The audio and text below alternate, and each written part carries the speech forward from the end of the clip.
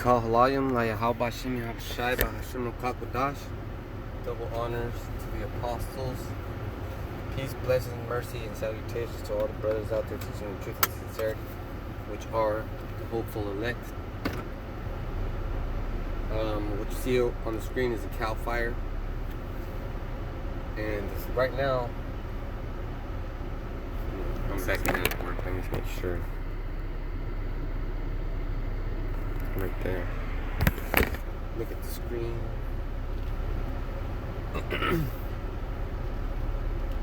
And it's 2:17 in the afternoon. Of course, you can tell on the phone. But the skies are gray. The skies are gray. You know, when I get to my home, which I think, how about Shimi Haushai for my home and my food and my family and my brotherhood. I'm thankful for that. This guy's fucking smoky, man. It's gray as fuck. It smells like somebody's getting the fire started to have some carne asada. It's fucking bad out here, man. And man, it's almost looks like a foggy day. Like if you were going back to school and you had a foggy day. No kidding, man. It's hot as fuck outside. Shit. It's bad for the animals and it's bad for us. This is all around bad. Alongside the chemtrails and all that bullshit, you know, we're in big trouble. We're under Esau's power right now, and this fool has everything out of order.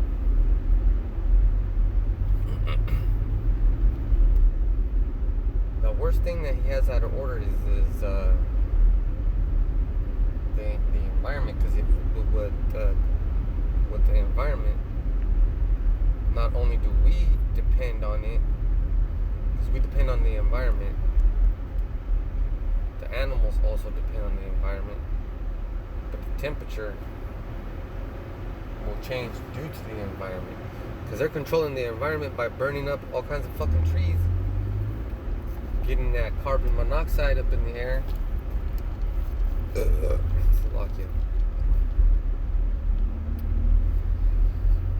Increasing the CO2 levels.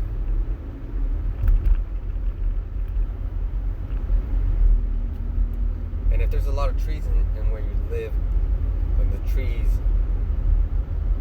basically consume that carbon dioxide, carbon monoxide, turn it into fresh oxygen. But when you're breathing it, you're already fucked up because you got a mask on. You're already breathing in your own CO2. Now there's more CO2 added onto that. Damn, man, this motherfucker's, you know, he's really damaging everything.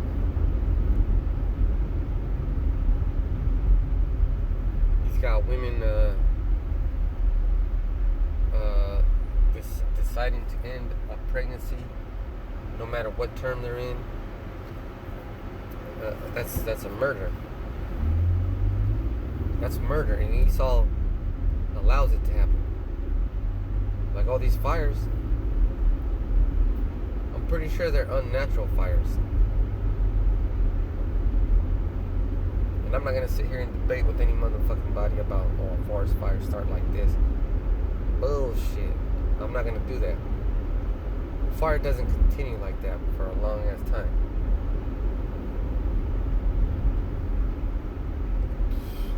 Man. And they'll say some bullshit too, get you going in circles, believing their own hogwash. Oh, well, there's a lot of oxygen in those areas due to the tree greeneries, and that's why there's an abundance of fire. Okay, motherfucker. I won't dispute that. Fire and oxygen go hand in hand. But that's not the point. I'm saying that the fires are unnatural. The way that they started and are continuing is unnatural. Because you can see a brush fire, you'd be like, okay, it's a brush fire. And when pines on the needles on pines, when they're on the tree, they don't burn because they're fresh. They got the fucking moisture in it. And that's how the Lord feeds the trees. They're from the dew of heaven. And they drink up the water, so the water feeds them. But the needles won't ignite, and the bark itself has moisture in it, so it won't ignite. The only thing that could possibly ignite is the dried up needles on the ground.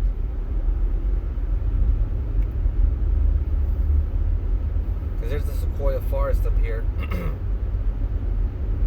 And I took my family to it one time and went to the big tree that got everybody goes to it around the world. It has a big hole in the middle.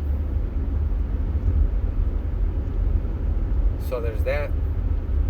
That's man-made. And then there's also another tree with a big old fucking slice through it. And you could tell that it was burned up. It looked like it was struck by lightning. But I could be describing one of those orbital satellite weapons. All I seen was the tree. Big giant tree, big old slice down the middle. And the way it was shaped, it looked like it was hit by lightning. I could see that in my head. And maybe they do have a weapon called lightning or something that produces lightning. He's gonna need that. Oh shit. What if you start thinking about the things that are really going on? Like why these Edomites build these dumb deep underground military bunkers? Why Esau has a space station, why he has weapons in space. When you really start to consider those things, you'll lose some fucking sleep.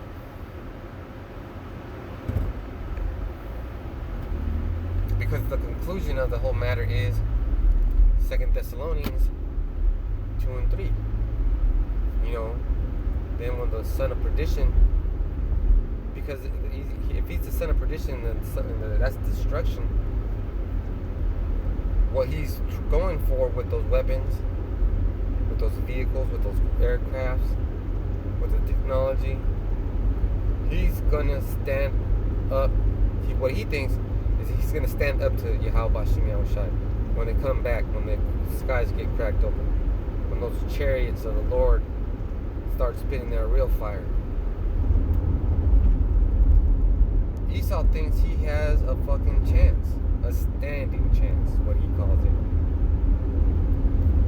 Because if you watch all those fucking old ass documentaries of Ronald Reagan and all that bullshit, he says they all say stuff like they all lean towards the idea of getting some sort of protection. But there is no protection, man. You should fucking know, Esau. You do this all the time. You raise up armies and give them cheap the weapons that you're done playing with because you have better weapons. How come you don't think like that? Because that's what our Lord Yahweh Shem Yahushai is doing to you. He gave you the cheap stuff, baby. You ain't gonna get the good stuff. Oh man, that's real cognitive dissonance right there, dissonance or whatever the fuck. You really have a problem accepting the truth because of what you believe. Here you are going around the world selling guns and weapons and missiles and nuclear devastation around the world. All your military technology that's been outdated already. You're just basically selling what you don't want. I got news for you. I got news for you, brother Esau. The Lord's doing same thing to you, man. Well, that's fucking scary. Take it from me, man. That's scary. Because I'm fortunate to be able to prophesy for his son.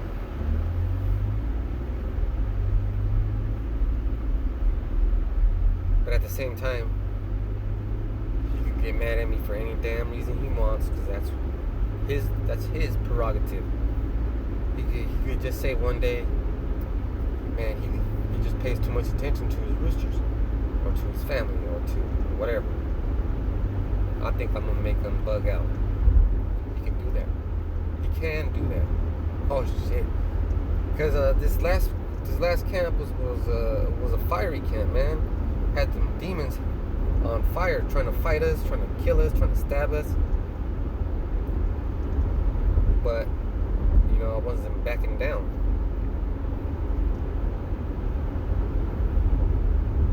And he put that spirit on you, Esau, to destroy the earth.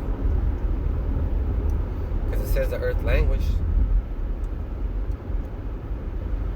That's not a good thing. So this destruction that's coming upon you, because Yahushua wants it to come down on you. A vessel fit for destruction. That is, man, that's scary. So just like we take comfort in going out and prophesying and reading the Bible and doing our daily chores, you should take comfort in what you're doing, even though it's wicked. Because that's really the only freedom you have. To do the Lord's will on the left-hand side. And you shouldn't be complaining. You know very well that there's going to be a caste system. You're going to be on the bottom, and we're going to be on the top. Because you're on the top now, and we're on the bottom now. Which makes me feel real good. Because all the hell I've been catching and been catching will catch in the name of Yahweh Bashem Yahushai. That's a relief to me. Like, man, the water Yahweh Bashem Yahushai, I'm so glad that you're coming back to avenge me. To save me and my family. Basically the whole world.